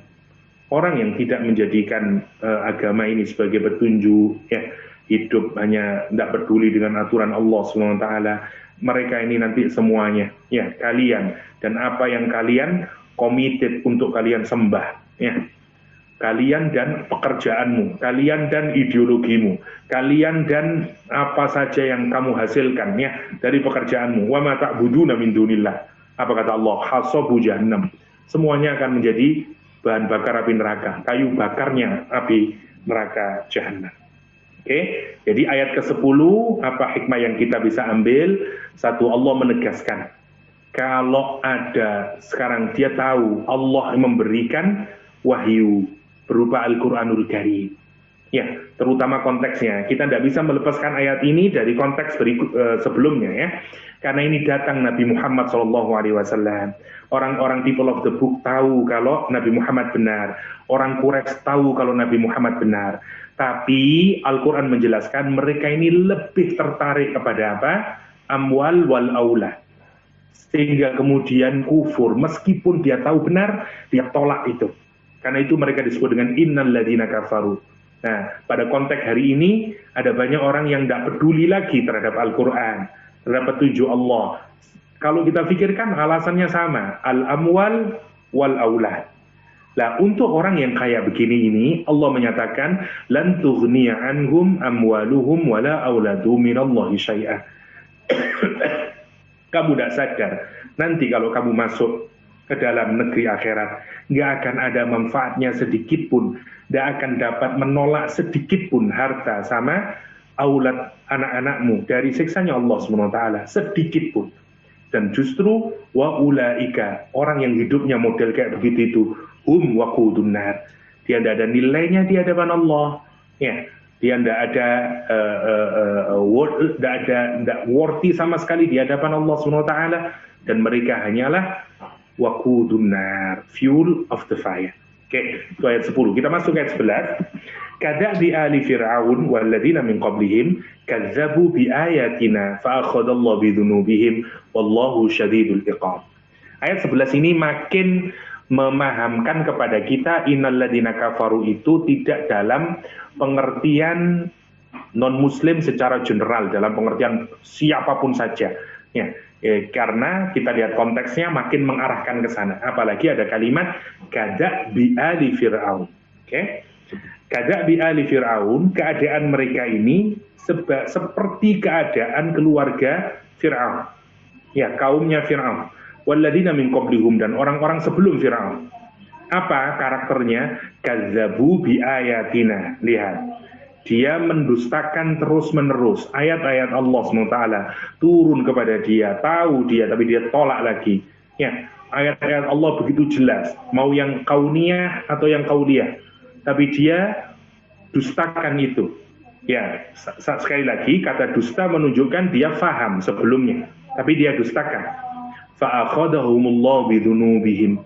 Masya Allah, maka Allah akan menyiksa mereka, grabs them bidhunubihim, disebabkan dosa-dosa mereka. Allahu syadidul iqab, dan sesungguhnya Allah adalah syadidul iqab, sangat keras siksanya. Oke, kita lihat sekarang mana yang pertama, kada bi ali fir'aun. Kata da'abun, ya, da'bun, al-da'bu, ya, ini adalah awalnya maknanya pekerjaan yang dilakukan dengan penuh kesungguhan dan berulang-ulang. Jadi ada dua makna di sini kalau kita lihat, ya, misalnya di Tugat al-Uyun, pertama maknanya al-adah, adat, masuk dalam bahasa kita namanya adat. Sesuatu yang berlangsung terus-menerus namanya adat. Yang kedua maknanya ijtihad, ya, sungguh-sungguh, ya, kesungguhan. Kalau orang melakukan secara sungguh-sungguh namanya ijtihad, ya, ijtihad, oke, atau jihad, satu jahada, juhdun, ya. Kalau orang melakukan ijtihad, maka dua makna ini kalau kita gandeng jadi satu adalah di dalamnya itu mengandung itu. Pekerjaan yang dilakukan dengan penuh kesungguhan dan berlangsung terus-menerus, ya, sehingga melahirkan da'bun.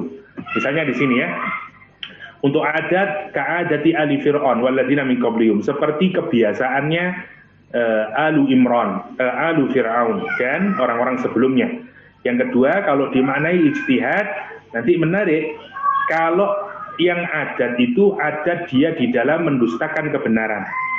Ini seperti, kalau kita lihat, seperti rujukannya kemana? Ke orang Quraisy dan ke people of the book.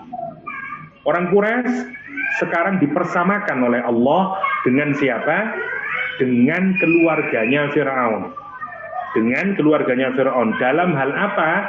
Dalam hal fit takdzibi bil haq, mendustakan kebenaran. Sama seperti Fir'aun, ya, dengan Musa alaihissalam, datang dengan 9 bukti itu, ya, mulai dari kata, ya, darah, segala macamnya, tangan yang mengeluarkan cahaya putih, tapi begitu jelas kebenaran ditolak lagi.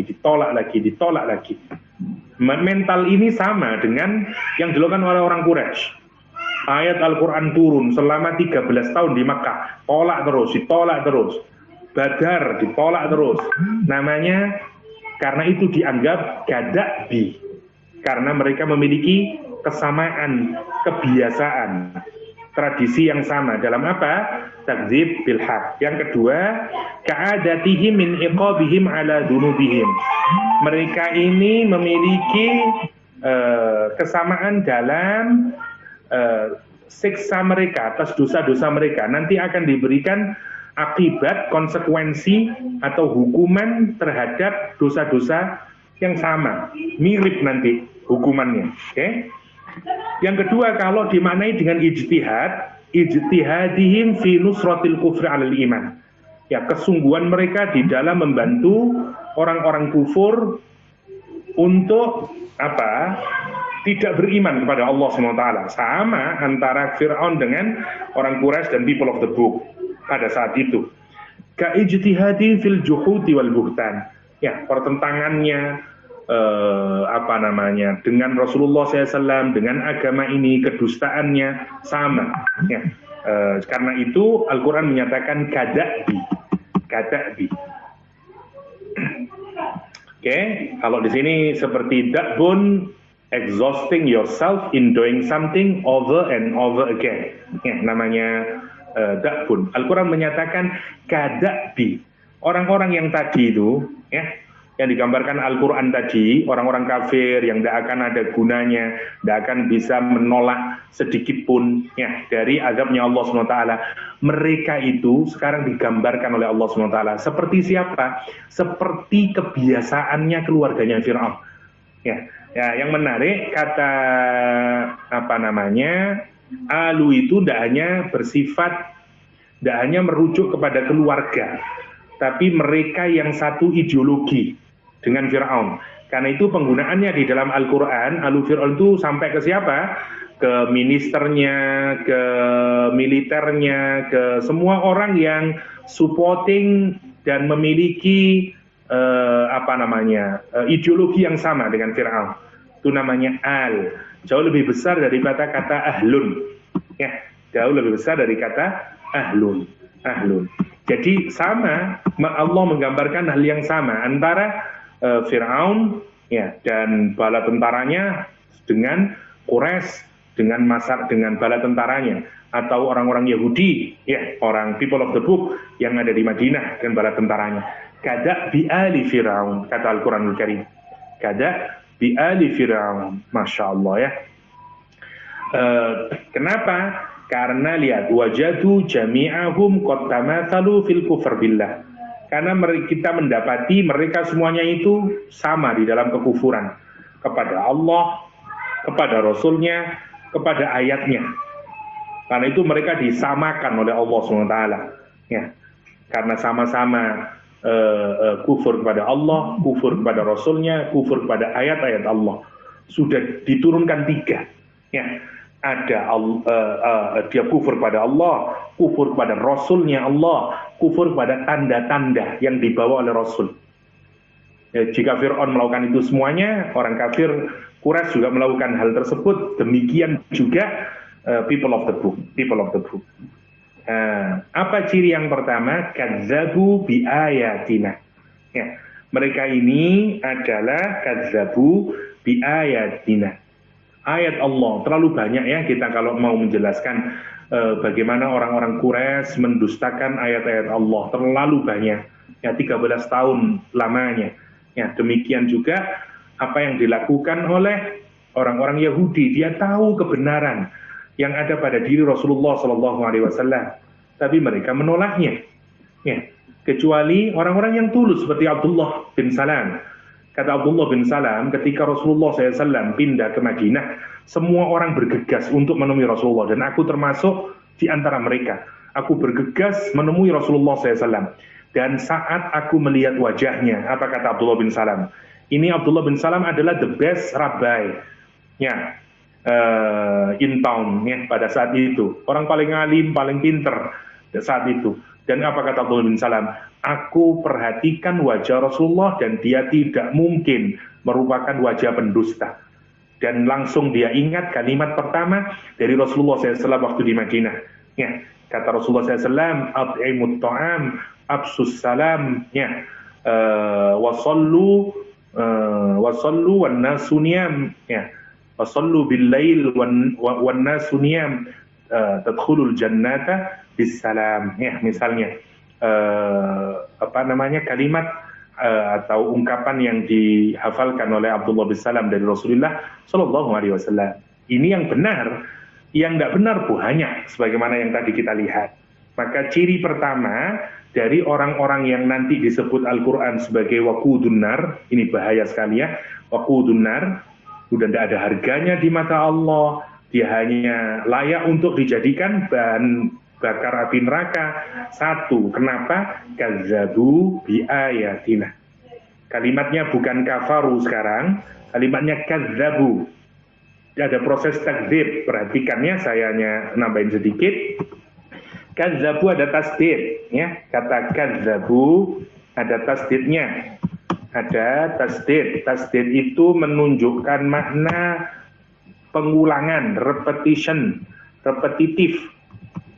Ya, repetitive action yang dilakukan terus-menerus. Ya, seperti kalimat nawwara, menerangi, bukan sekali, tapi mengulang-ulang. Seperti kalimat allama, allama mengajarkan, bukan sekali, diulang-ulang, mengajar lagi, mengajar lagi.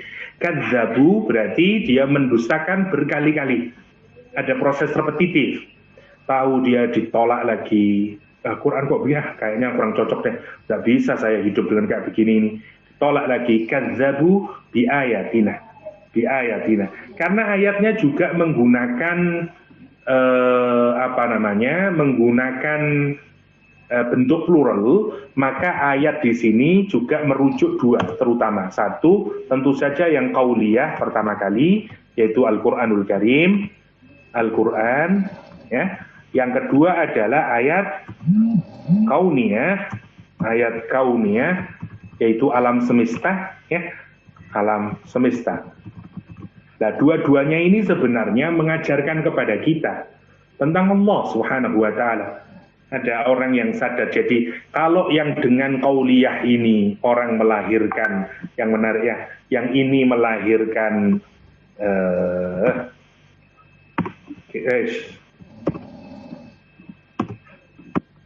yang ini melahirkan ulul albab.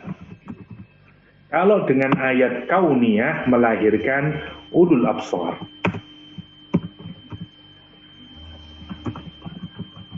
Kenapa? Karena dia perhatikan. Karena ini menggunakan mata. Dari kata basorun artinya mata, ya. Jadi kalau terhadap alam semesta kita melihat dengan mata, tapi Quran menggunakan absor, bukan hanya mata zahir, tapi juga mata batin, intelektual, dengan pemikiran dan segala macamnya. Tapi kalau Quran difikir, tapi masuknya ke dalam hati. Karena itu orangnya disebut dengan ulul albab. Karena disebut dengan ulul albab.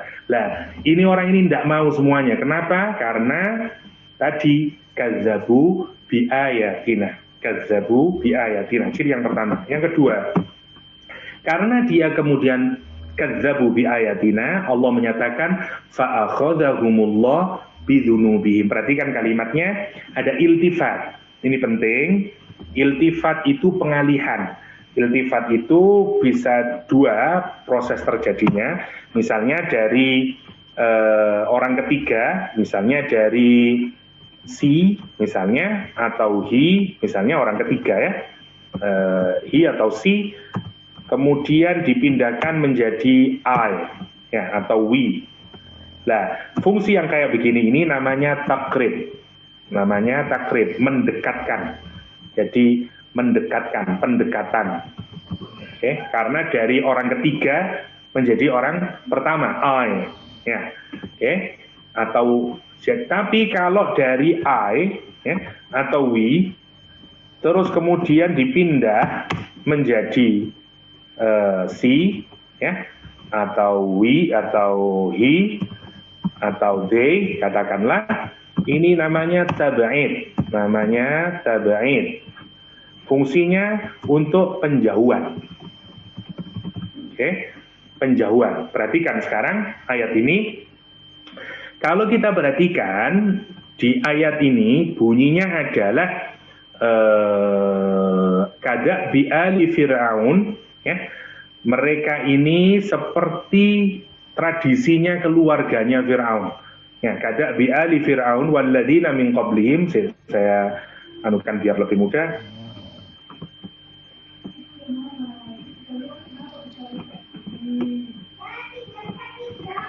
Oke, berarti kan kita akan bisa biar tahu iltifat. Oke. Kalau kita perhatikan di sini,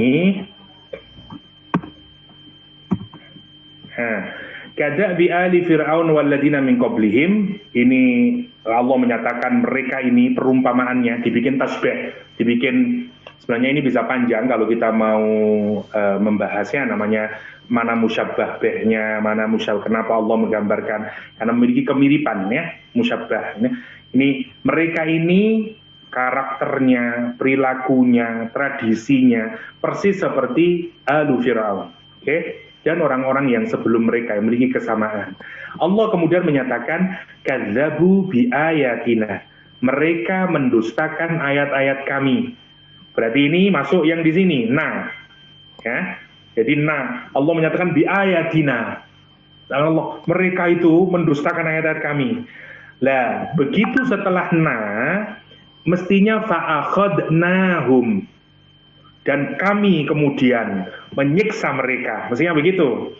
Tapi setelah ya we ya kalau di kita, tapi we itu dalam bahasa Arab bisa sama dengan I ya, karena mutakallim ma'al ghair, tapi fungsinya untuk litta'dzim, seperti kami berbicara di sini atas nama misalnya, tapi itu langsung sebenarnya, tapi untuk menunjukkan pengagungan ya dalam bahasa Arab. Oke, mestinya kalimatnya fa'akhadna gitu, mestinya kalimatnya fa'akhadnahum. Nah, begitu mestinya. Kalau tidak ada iltifat, kalimatnya mestinya begitu, fa'akhadnahum. Nah, ini yang mencocoki, Allahnya dibuang. Nah, begini mestinya. Fa'akhadnahum bidhunubihim wallahu syadidul iqab. Ini tidak ada iltifat kalau kayak begini. Karena ini kemudian lagi. Tapi terjadi perubahan setelah kemudian fa'akhadahumullah. Allah jadi hi sekarang. Karena itu perubahan dari yang dekat menuju jauh, namanya tab'id, penjauhan. Nah, sekarang kita pikirkan, kenapa Allah melakukan penjauhan? Ya, kenapa Allah merubah ya bentuk dari kata kerja mutakallim yang orang pertama fa'akhadna kepada kata kerja ghaib orang ketiga? Kenapa? Karena satu, untuk menunjukkan apa? Penjauhan. Orang itu kalau sudah berbuat maksiat, Allah makin jauh sama dia. Itu makna yang pertama. Jadi dia semakin jauh. Allah tidak mengurutkan pada kami. Fa'akhadahumullah bidhunubihim. Masya Allah ya. Untuk menunjukkan dia makin jauh dari Allah Subhanahu wa ta'ala. Ya. Yang kedua juga untuk menunjukkan apa? Ini untuk menunjukkan dosa pertama kali mereka, yaitu apa? Rejecting revelation, untuk ngingatin kita. Ini orang yang dulu itu, ya, yang di awal itu, oke? Itu fungsinya. Itu untuk fungsinya. Apa maksudnya fa'akhadhamullah? Akhdul intiqam fid dunya. Ya, dia akan mendapatkan hukumannya di dunia. Fa'akhadhahumullah bidhunubihim. Ya, yang pertama fa'akhadhahumullah bidhunubihim karena ada dua siksaan. Berikutnya adalah syadidul iqab. Jadi yang kalimat fa'akhadahumullah itu konsekuensi hukuman yang diterima di dunia. Sementara yang wallahu syadidul iqab itu konsekuensi balasan atau hukuman yang diterima di hari akhir. Jadi ada dua hal yang diberikan oleh Allah SWT untuk orang yang menolak Al-Quranul Karim. Satu, dia dapat hukuman di dunia. Dua, dapat hukuman di akhirat, yaitu syadidul iqab. Ya, fa'akhadahumullah bidhunubihim. Ya, wallahu syadidul iqab. Dia akan dapat punishment, dapat outcome. Iqab dari kata akibat. Ya, akibat sudah masuk dalam bahasa kita. Jadi dia akan dapat akibat syadid yang amat sangat berat. Kapan nanti? Di yaumul akhir. dia akan dapat severe consequences, ya, sebagaimana Fir'aun dan segala macamnya. Allah mempersamakannya itu. Allah mempersamakannya. Fa'akhadahumullahu bidunubihim wallahu syadidul iqab. Syadidul iqab. Ya. Oke, itu yang menarik. Ada hal yang menarik lagi juga dengan kata dzunub, tapi apakah ada penjelasan di berikutnya saya tidak tahu, tapi saya jelaskan di sini dulu lah. Allah menggunakan fa'akhadahumullah bidunubihim. Ya, saya tambahin kata bidunubihim. Oke, sebelum syadidul iqab. Dosa dalam bahasa Arab itu berbeda-beda. Satu kata yang dipakai untuk merujuk dosa adalah dzambun. Ya, dzambun jamaknya dzunub. Dzunubun. Oke, dzunub. Ya, dzanbun jamaknya dzunub. Artinya adalah secara bahasa sebenarnya adalah ekor hewan. Orang Arab itu menarik, dia menggunakan dua. Kalau anfun, ya, anfun atau hidung, ya, untuk hewan itu menunjukkan kehormatan, ya, termasuk juga untuk manusia. Karena itu kalau hidungnya ditaruh di bawah menunjukkan kehinaan. Karena anfun itu menunjukkan kehormatan. Jadi hidung di bagian yang paling depan sendiri. Jadi hidung adalah bagian dari tubuh manusia yang paling menjorok sendiri. Karena itu orang Arab menggambarkan sebagai kehormatan. Kehormatan. Ya. Al-Quran misalnya di surat khurtum sanasimuhu alal khurtum, kata Al-Quranul Karim. Ya. Anfun kehormatan, dan bun ekor itu simbol dari kehinaan. Oke, kenapa? Karena dia dekat dengan kotoran. Karena dia ekor. Dan dia selalu mengikuti. Selalu ngikut cirinya. Dia ngikutin orang itu tersebut. Nah, yang menarik, kalau Al-Quran menggunakan kata dzambun, itu menunjukkan makna yang bersifat kualitatif. Ya, kualitatif. Maksudnya sesuatu yang hina karena hina itu sangat subjektif, ya, sangat subjektif. Jadi maksudnya begini, apa yang saya anggap hina belum tentu bagi orang lain merupakan kehinaan. Kita ambil case, contoh yang drastis ya. Misalnya A, si A tidak pernah ke masjid, oke? Atau dia tidak pernah puasa sunnah atau ke masjid aja lah, ke masjid. Oke. Terus setelah 5 tahun dia ke masjid. Misalnya dia datang jam subuh. Oke. Si B ini orang soleh, selalu ke masjid. Dan kalau ke masjid, dia jam 3, jam 4. Karena misalnya dia tahajud dulu. Oke. Tapi saat itu, dia telat. Sehingga dia pergi ke masjid jam subuh. Oke. Bagi si A, setelah 5 tahun dia tidak pergi ke masjid, kemudian datang ke masjid pertama kali, waktu subuh, merupakan kebaikan atau keburukan? Kebaikan bagi dia. Tapi bagi orang yang soleh, ya, yang setiap hari ke masjid, biasanya jam 4, tapi dia telat, sekarang dia ke masjidnya subuh, bareng sama si A. Si A menganggap kebaikan, si B menganggap keburukan. Nah, maka dzambun itu juga bersifat kualitatif. Karena itu dzambun dipakai untuk dua. Dzambun itu dipakai untuk orang soleh, ya, dosanya orang soleh, dan orang yang jelek. Semuanya memiliki dzambun. Nah, gitu maksudnya. Tetapi jangan dikira, jangan punya asumsi dosanya sama, karena ini bukan masalah kualitas, bukan masalah kuantiti, tapi masalah kuantitatif tadi. Kualitatif, yang sifatnya subjektif. Karena itu di dalam Al-Quran, hatta Rasulullah digambarkan memiliki dzunub. Ya, misalnya di surat Al-Fatih, ya, liyaghfira laka Allahu ma taqaddama min dzambik misalnya. Liyaghfira. Ya, laka Allahu ma taqaddama min dzambik kata Al-Qur'an. Surat Al-Fatih. Pertanyaannya, apakah Rasulullah punya dosa dalam pengertian zambun ya? Dalam pengertian zambun, iya, sebagaimana Al-Qur'an menyatakan. Tetapi dosanya Rasulullah tidak sama dengan dosa kita. Dosa Rasulullah itu mungkin misalnya dia tidak sukses di Taif, Rasul menganggap itu mungkin sebuah keburukan. Karena itu dia beda dengan kita misalnya. Karena itu zambun itu satu istilah dosa yang bersifat general, bersifat terbuka, bisa dipakai untuk orang yang jelek atau dipakai untuk orang yang baik, tetapi dengan kualitatif dan subjektif meaning. Ya, itu poinnya. Jadi beda-beda. Karena itu jangan merasa sama-samalah kita punya dzunub beda. Dzunub kamu itu begini, dzunubnya orang soleh berbeda. Lah ayat ini lihat, ayat ini menyatakan kadzabu bi ayatina. Al-Qur'an menyatakan kemudian fa'akhadzahumullah bi dzunubihim.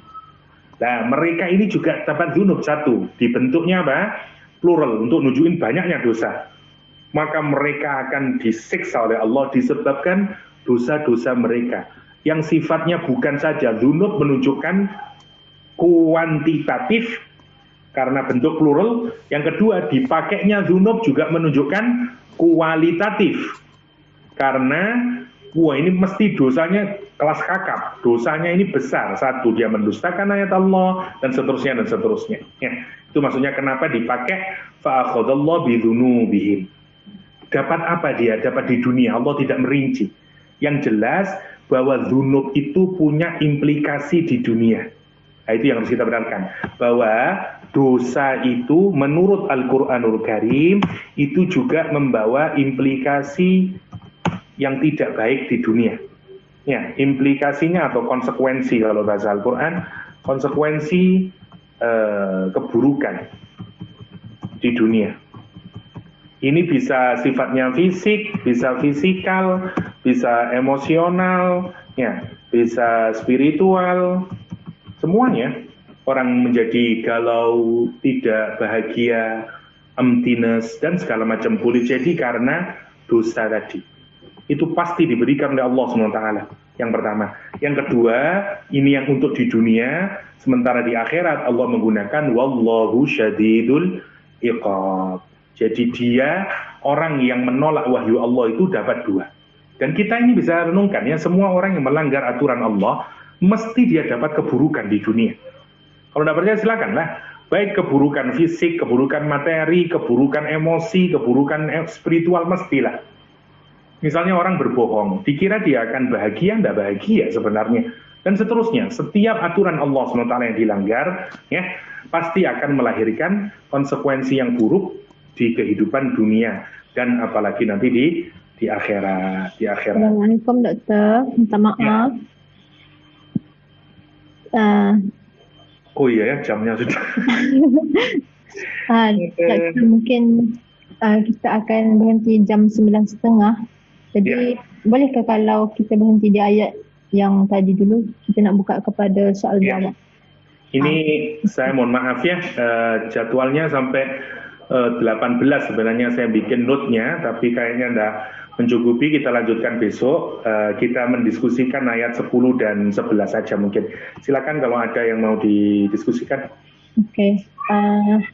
Silakan sahabat-sahabat jika ada yang mau bertanya, berdiskusi. Kalau ada. Di chat ada, saya baca saja ya. Orang yang ada zaighun ini adakah sama dengan orang menjual agama? Nak buat ayat Quran condong dengan kepentingannya. Good. Oke. Menjual agama ini satu istilah yang dipakai oleh Al-Quran. Misalnya di dalam ayat yang menyatakan jangan menjual ayat-ayat Allah wala tastaru bi ayatillahi thamanan qalila. Ya, janganlah kalian menjual ayat-ayat Allah dengan harga yang murah. Kalau kita lihat konteksnya, sebenarnya ini berkenaan dengan people of the book, orang-orang Yahudi yang karena kepentingan duniawi, ya, mereka merubah satu dengan cara menyobek ayat-ayat Al-Qur'an, ayat-ayat Taurat yang pertama, yang kedua merubah interpretasinya disesuaikan dengan kebutuhan dari orang yang memberikan harta kepada mereka. Jadi mereka tidak peduli dengan tafsir yang benar, kepedulian mereka adalah bagaimana saya bisa mendapatkan harta. Nanti kalau saya jelaskan sebagaimana adanya, mereka marah-marah, atau mereka nggak suka sama saya, dan karena itu saya tidak mendapatkan perolehan lagi. Itu motifnya sebenarnya. Karena itu kemudian Al-Quran menyatakan, La tastaru bi ayatillah samanan qalila. Nah, itu yang disebut dengan menjual agama. Karena dia menukar pemahaman yang benar dari agama tersebut karena takut tidak mendapatkan harta duniawi, baik berupa harta, kedudukan, pangkat, dan seterusnya. Itu maknanya. Nah, kalau kita lihat dengan orang misalnya yang bikin program keagamaan, atau orang mengajar Al-Quranul Karim, atau guru-guru di surau, di masjid, apakah dia tidak boleh mendapatkan upah dari apa yang dia lakukan? Tidak ada kaitannya itu dengan ayat La tastaru bi ayatillah samanan qalila. Kenapa? Karena ini tidak ada kaitannya. Ini orang yang mengajarkan Al-Quranul Karim, misalnya di surau, atau orang bikin program, kemudian meminta bantuan infak, sedekah, dan segala macamnya. Boleh-boleh saja, karena ayat ini tidak bisa diterapkan untuk orang yang kayak begini. Ya, bahkan Rasulullah SAW menyatakan boleh, kebolehan mengambil upah dari orang yang ini bukan menjual agama. Bukan orang yang menjual agama. Sekali lagi ya, misalnya orang mendatangkan ustadz atau ustazah ke rumah untuk mengajar budak-budak kecil kita untuk mengaji Al-Quran. Apakah boleh? Bukankah dia menjual agama? Enggak, bukan begitu. Menjual agama itu adalah dia menukar pemahaman yang benar dengan perolehan duniawi. Karena disesuaikan. Dia tahu kalau saya tidak menafsirkan begini, saya tidak dapat. Nah, itu namanya zaighun. Namanya zaighun karena dia punya kecondongan, ya. Tetapi kecondongan itu tidak hanya bersifat harta semata, bisa prestis, bisa egoism, bisa political achievement, atau apa sajalah, status, political status, atau apalah, macam-macam yang dalam bahasa agama disebut dengan dunia. Jadi dunia itu bukan berarti ringgit saja, tapi apa saja. Famous, fame, atau apalah, authority, atau apalah, promotion, dan seterusnya.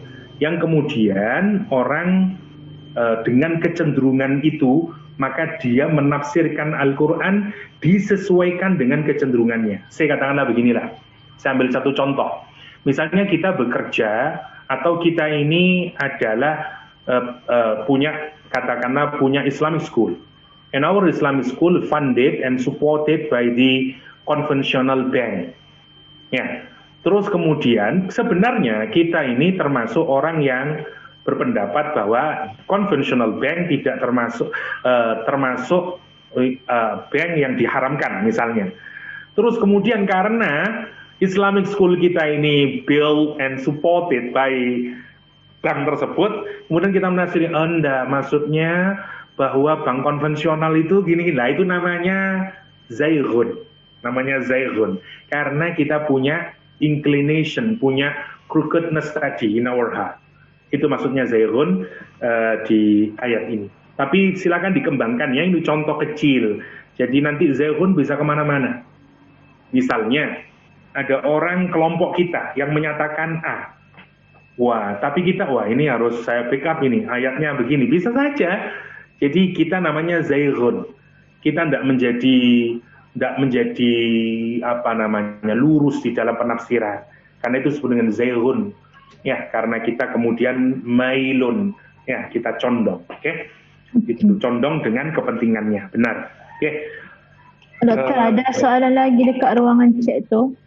definisi nilai dosa dalam ukuran adakah ismun lagi ringan dari dzambun ke Ustadznya. Sebenarnya masing-masing istilah itu memiliki penekanan-penekanan tertentu di dalam Al-Quran Karim. Insya Allah di pertemuan mendatang saya tunjukin beberapa istilah-istilah yang dipakai oleh Al-Quran. Ada ismun, ada sayyiat, ada fakhsya, ada fawahish, ya. Ada macam-macam, nanti kita mungkin pertemuan mendatang saya kasih dosa dan implikasinya. Ada zallat, ada zanbun, dan seterusnya dipakai oleh Al-Quranul Karim untuk menggambarkan berbagai macam dosa. Ya. Dan bagaimana implikasinya. Ya. Oke, biar lebih mudah. Saya tidak jelasin hari ini, mohon maaf. Adakah sama asal dari kata adab?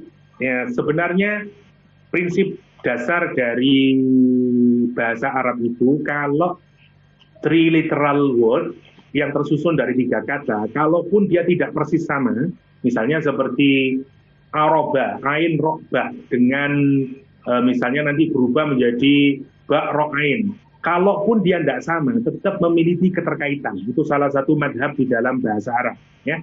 Seperti misalnya da'aba, misalnya dengan adaba, misalnya. Kalau literatur word-nya itu sama, dari huruf yang sama, meskipun kemudian susunannya berbeda, itu salah satu faidahnya adalah mereka tetap memiliki keterkaitan satu sama lain di dalam pemaknaannya.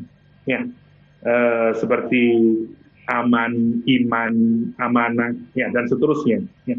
Adab juga sama sebenarnya. Adab kan merujuk kepada our behavior atau perilaku yang ditradisikan, yang dibiasakan, dibikin habit, ya, something. Kalau kita membiasakan positif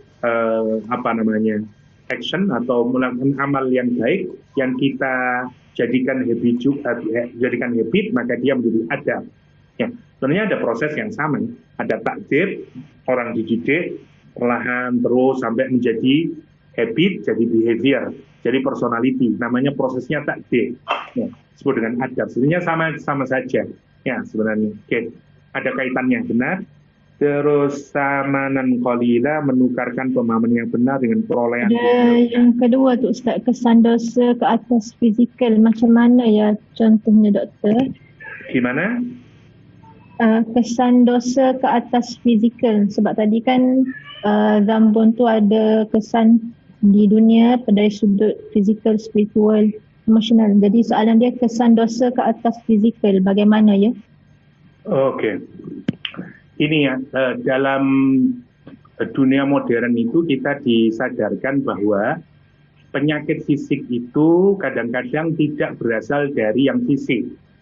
Sama dululah di psikologi orang menyangka bahwa kalau ada orang sakit psikisnya dianggap bahwa ada bagian dari tubuhnya yang bermasalah, entah zat kimianya lah atau apalah, karena itu dikasih pil agar kemudian muncul chemical apalah, hormon atau apa dalam tubuh yang nanti akan menstabilkan psikenya seseorang.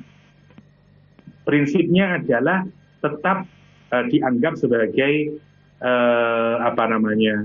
penyakit emosi, tetap dilihat sebagai penyakit yang behavioristik, yang penyakit yang sifatnya fisikal. Nah, sekarang kita disadarkan bahwa ternyata ada banyak penyakit fisik yang alasannya bukan karena fisik. Ya, alasannya karena emosi, alasannya adalah karena hati, yang macam-macam. Yang hari ini kita tahu, kalau orang gembira bisa muncul hormon begini, kalau orang sedih bisa begini, dan segala macamnya. Nah, dosa itu pengaruhnya ke hati.